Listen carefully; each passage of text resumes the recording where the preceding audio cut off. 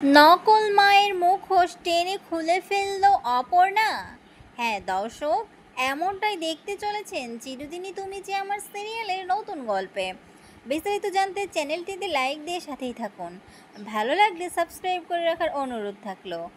নতুন গল্পে দেখা যাবে যে অপর্ণার মা সেজে মানে সুমি সেজে চলে আসে মেঘরাজের লোক। তখনই অপর্ণাকে সেখান থেকে নিয়ে যেতে চায়, বলতে থাকে অপর্ণা আমি তোকে নিতে এসেছি। অপর্ণা তো ভাবে তার মা তাকে নিতে এসেছে, সে তো দেখেই অনেক খুশি হয়ে যায় আর বলতে থাকে দাঁড়াও মা, উনিও তো এসেছে, উনিও তো যাবে আমাদের সাথে।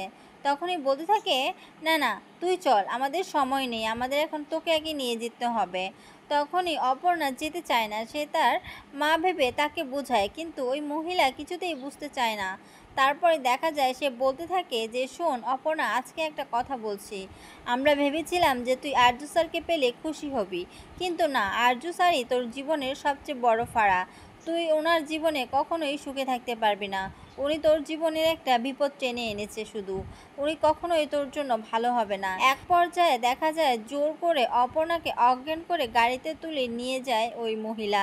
তারপরে দেখা যায় অপর্ণার জ্ঞান ফিরে আসে, আর এরপরে ওই মহিলার সাথে ধস্তাধস্তি করতে গেলে মহিলার মুখোশটি হাতে চলে আসে অপর্ণা। তারপরে সে সেখান থেকে পালিয়ে যায়।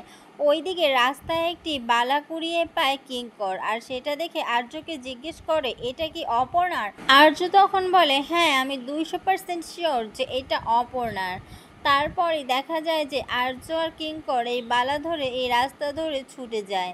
তখনই দেখা যায় যে মাঝ রাস্তায় গিয়েই দেখতে পাবে অপর্ণা সেখানে দাঁড়িয়ে আছে।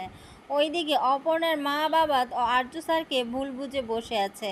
তারা বলছে আপনি আমার অপর্ণাকে এনে দেন, আমি জানি না আমার অপর্ণা কোথায়।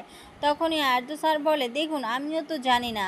আর্য স্যারের মা বলে আমার আর্য মিথ্যে কথা বলে না। অপর্ণার মা তখন বলে হ্যাঁ আপনি তো বলবেনই, কারণ ও তো আপনার ছেলে, তাই না? হ্যাঁ দর্শক, এমনটাই দেখা যাবে নতুন গল্পে।